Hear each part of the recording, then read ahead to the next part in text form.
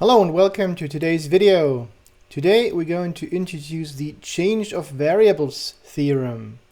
So the basic idea here is to transform an integration to a different coordinate system. We've already talked about different coordinate systems once in a while. You may remember the linear algebra coordinate systems where we transformed linear mappings from one coordinate system to the other. You may also remember that we've talked about polar coordinates in the plane. We've talked about cylindrical coordinates and spherical coordinates in 3D space. And those are the most prominent examples for a change of variables in the way that we want to do it. So today we're going to see how we can work in these different coordinate systems in integration theory. So today's topic is change of variables.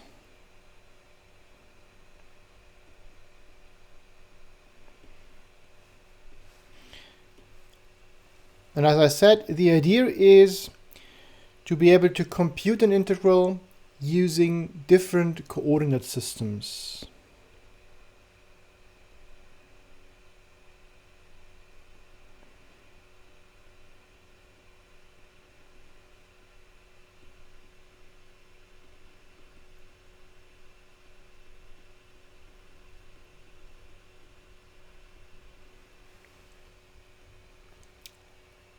Now, why do we want to do that? Well, what could a different coordinate system look like in the first place?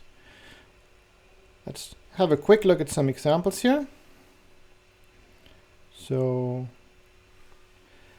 let's say our usual coordinate system in the plane is defined by two unit vectors, one in x1 direction and one in x2 direction.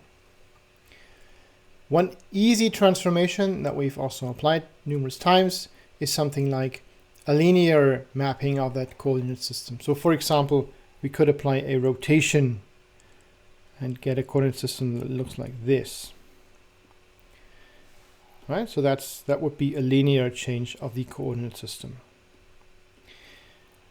However, what is more interesting in this context here is nonlinear changes. So to visualize those, let's have again a look at the traditional Cartesian coordinates first, and then we see a transformation. So for traditional Cartesian coordinates, you could visualize those through their coordinate grid.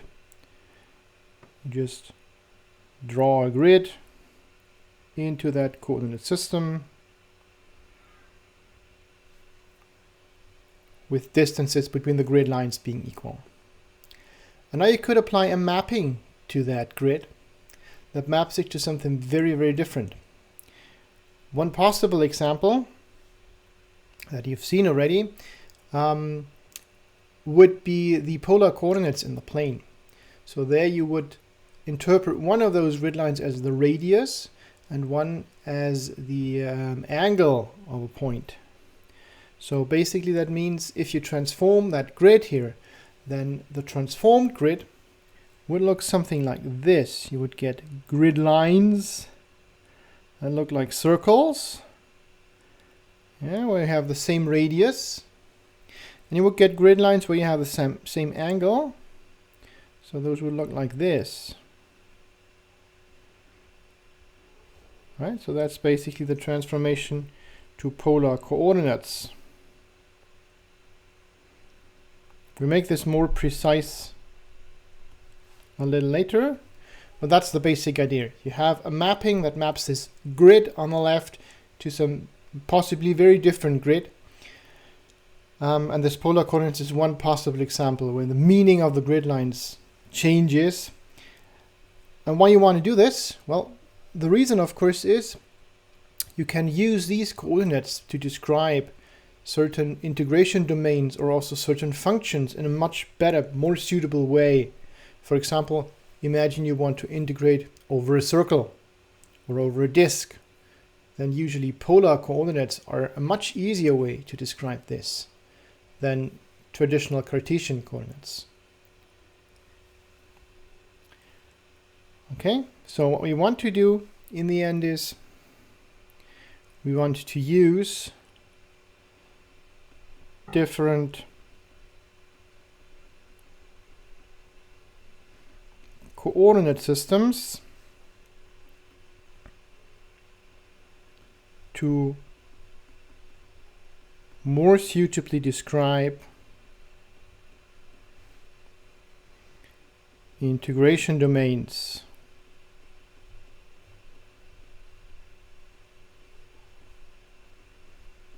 For example, think of things like a disk, ring,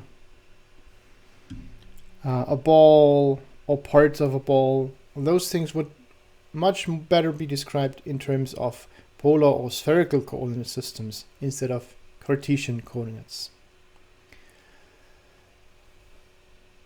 Now what this all amounts to in the end is basically a generalized rule of substitution. So recall from one-dimensional analysis, you know the rule of substitution.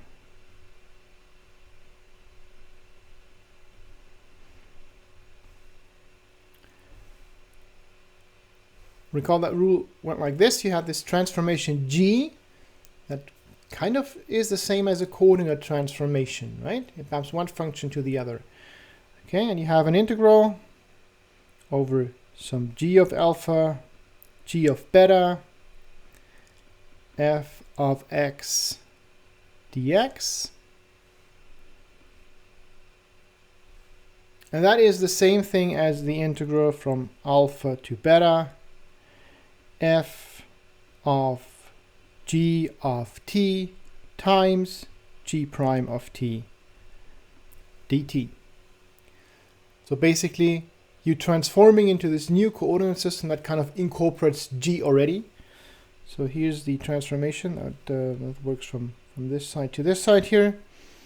Right, so here you have this expression of f in terms of g of t. And here you have the expression in terms of x, really.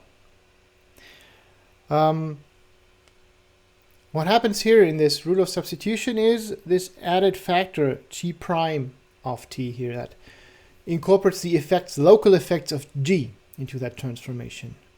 That is added here. And something similar will happen in the change of variables, which is basically the higher dimensional analog to this substitution rule here. The question is always, how does coordinate transformation change the volume locally?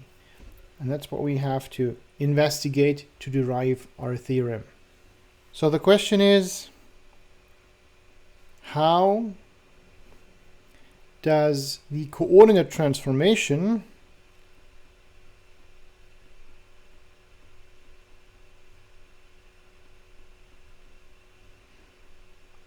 change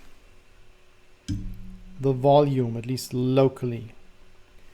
Integration is all about volume, so the question is, what amount of volume change does this coordinate transformation incur?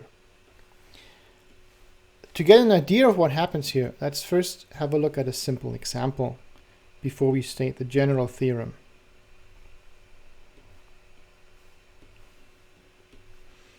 So let's say we have a domain that is simply the box 0, 1 squared. And we look at a very simple function, g of x. Let's say that is the function a times x with a matrix A, and that matrix is simply 1, 1, minus 1, 1. Right, so what that does is it maps our first coordinate vector, 1, 0.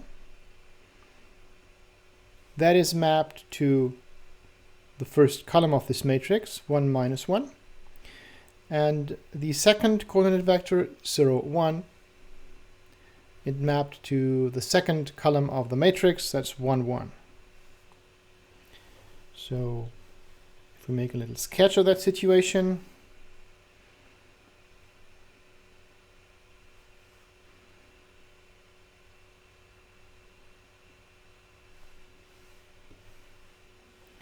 it looks a little like this. So we have this first coordinate vector and that second coordinate vector, those two. And 1, 0, that's the green one, that is mapped to 1, -1. So the result of that mapping is this vector here, 1, -1. The orange one, 0, 1, is being mapped to 1, 1. So this is the result of this mapping. And for our domain D, that means the original domain D is this set here, square, that is now mapped to this new domain D here. And as you can hopefully see, that mapping does change the volume a little. So the original volume of D is of course just 1. And now the interesting question is, what about the volume of G of D? So the mapping here, this here is G of D. Well, you do know what that volume is actually. That is just the determinant of our matrix A. Right? Determinant of 1, 1, minus 1, 1. And in that case, that is just 2. You can also see that by just denoting that the side length of this square here, right? This side length here, that is the square root of 2. So here we get a square with side length square root of 2. And when we discussed determinants in the first semester, we also denoted that the volume of the body that is spanned by the column vectors of that matrix, the volume of that body is just the determinant of A. So what we get here, we can also compute these volumes using integrals. What we get is the volume of G of D, that is the integral of the one function over G of D, dy. I'll name that y because we want to transform to a different variable x. So this is the volume that we want to compute, and it turns out that is the same thing as integrating the function 1 over d times that correction factor, and that correction factor is just the determinant of A, or more suitably we might want to add the absolute value here to make sure that this does not become negative. Okay, so that is the integral. And in that case we had a linear function, so this determinant is actually the derivative of that function. So what happened here is we integrate the one function over d, and the correction factor that we need is the Jacobi matrix of g at x dx. And that Jacobi matrix in this case is just equal to a for every x, right? So that's constant because we have a linear function here. So with a more complex function, of course, the change in volume changes with the point that you're currently evaluating. In this case, it's a linear function. That change is constant. It's the same everywhere.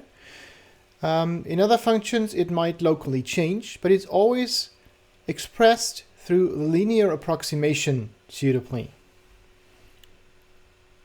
And that's the key point here. So for more complex functions,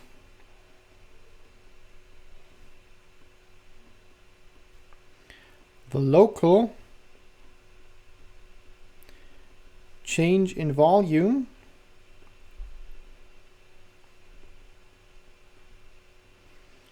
through transformation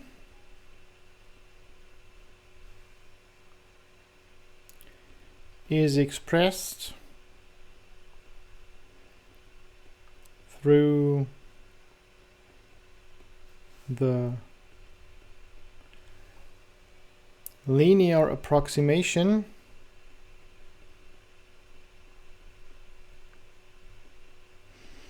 of the transformation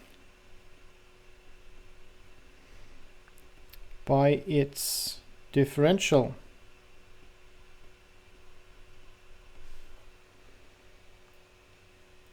So what we would expect here is a formula that goes something like this. If we want to integrate a function over g of d, and g is that transformation, and let's say instead of the one function we put in some arbitrary function f.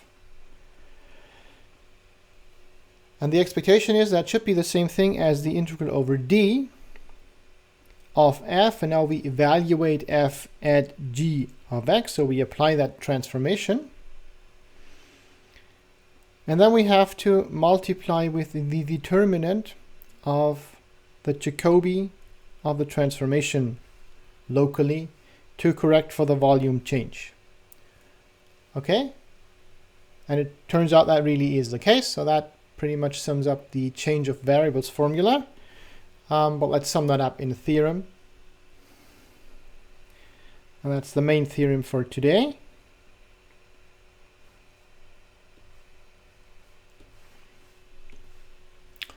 So as usual, we want an open domain, so let x be a subset of R to the n,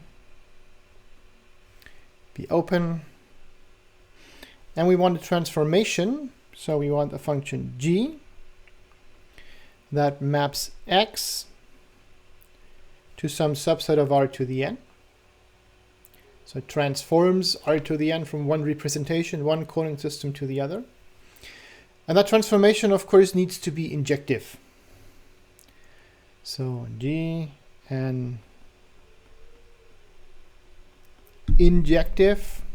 And we also want it to be continuously differentiable. We don't want arbitrary transformations of our coordinate system, but we want it to be continuous and we want it to be differentiable so we can actually assess this change of volume locally in a reasonable way.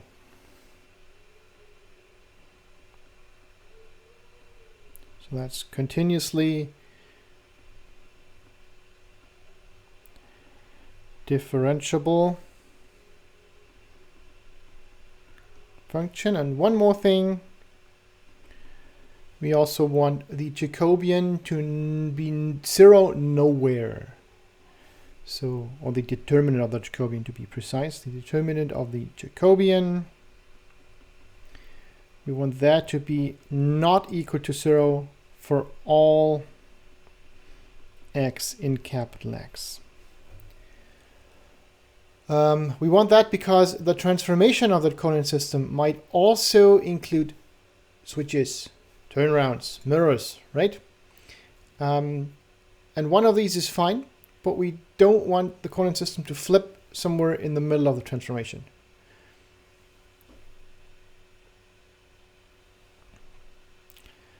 Okay, then part 1 of the theorem. That's something that we actually need for the theorem to work, but we state it differently here. So if we have a set D that is included somewhere in that set X,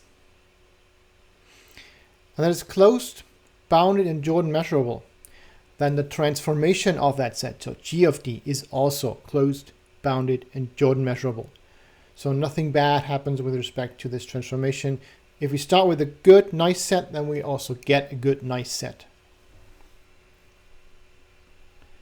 So if that is closed, bounded,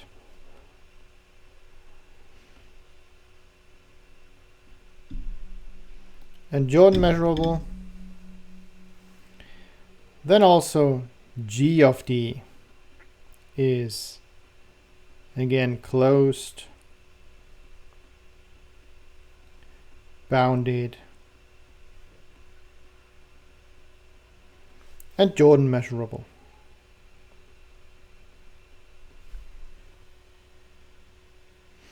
Okay, and that's a prerequisite that we need for that second part to work.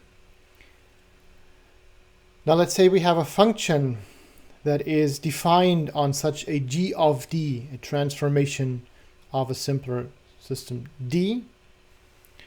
And we want to transform the integral over that function. So let d be a subset of x that is close bounded in Jordan measurable.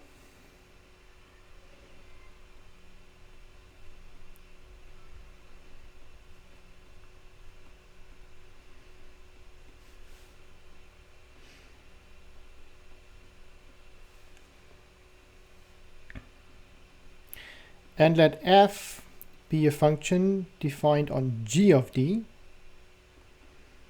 that maps to R. And that is continuous. We want it to be continuous because we want it to be integrable over the set g of d. Okay, and then by what we know already, f is then integrable over g of d.